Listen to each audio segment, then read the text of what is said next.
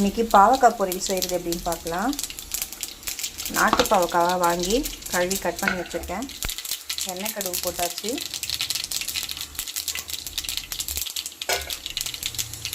ஒரு பெரிய வெங்காயம், ஒரு பூண்டு கட் பண்ணி வச்சுருக்கேன், அதை சேர்த்துக்கலாம்.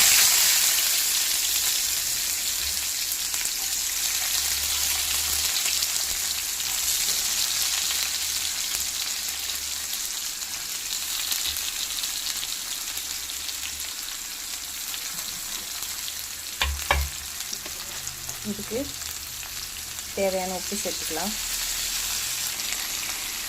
தேவையான அளவுக்கு மஞ்சள் தூள் சேர்த்துக்கலாம்.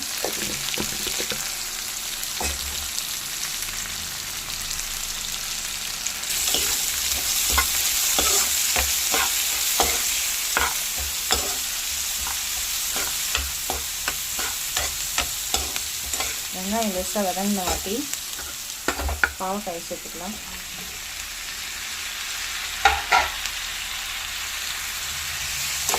பாவக்காய் நல்லா வதங்கிட்டோம். நாட்டு பாவக்காய் சின்ன சின்னதாக இருக்கும், அதை நான் நீல வாக்கில் வெட்டியிருக்கேன். நீங்கள் வேணும்னா எவ்வளோ பொடியாக வேணுனாலும் நறுக்கிக்கலாம். எனக்கு பெருசு பெருசாக இருந்தால் அது எடுத்து சாப்பிட்றதுக்கு நல்லாயிருக்கும், அதனால் நான் பெருசாக வெட்டியிருக்கேன். நீங்கள் பொடியாக வேணுனாலும் நறுக்கிக்கலாம்.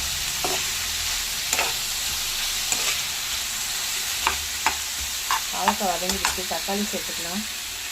நம்ம புளி சேர்க்காததுனால இதில் பெரிய பெரிய தக்காளி 2 சேர்த்துருக்கோம். பொரியலுக்கு புளி வேணாம்.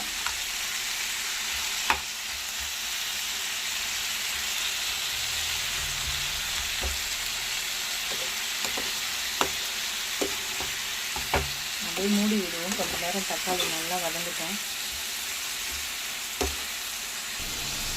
இப்போ இது மேலே மிளகாத்தூள் சேர்த்துக்கலாம். நான் சாம்பாருக்கு போகிற மிளகாத்தூள் தான் சேர்க்குறேன். ஒரு 2 ஸ்பூன் அளவுக்கு சேர்த்துக்கலாம்.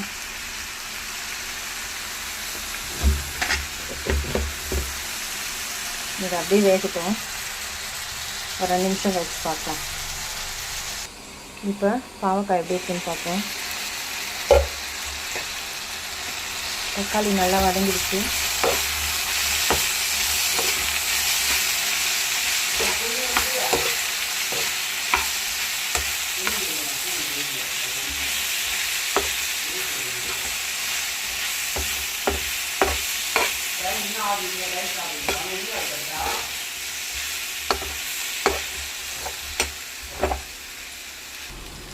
ஒரு சின்ன துண்டு வெல்லம் சேர்த்துக்கலாம்.